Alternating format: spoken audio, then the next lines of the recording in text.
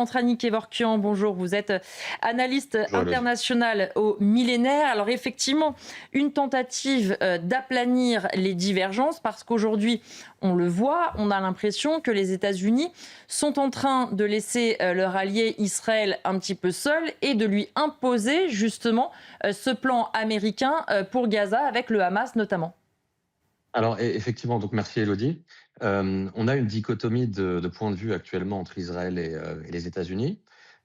C'est quelque chose qui peut se résorber facilement si les deux arrivent à une conclusion. Mais pour le rappeler, c'est un plan, d'accord, qui est suggéré par Trump, qui est en ligne, qui est de 15 points, dont en fait, l'organisation d'un Gaza qui serait administré par une autorité palestinienne qu'on appelle qu'on appelle le Comité national pour l'administration de Gaza. Donc ça a été rejeté le 9 août par Israël. Donc c'est effectivement cette dichotomie dont on parle.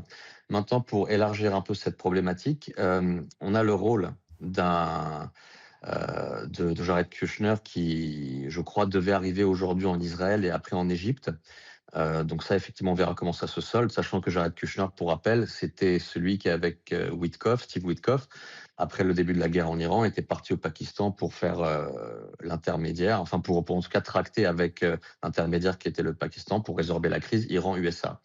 Donc pour moi, il y a une problématique encore plus large ici, c'est le rôle de l'Arabie saoudite, puisque en fait, il y a deux enjeux par rapport à cet accord. Donc déjà, c'est un enjeu crucial pour Trump.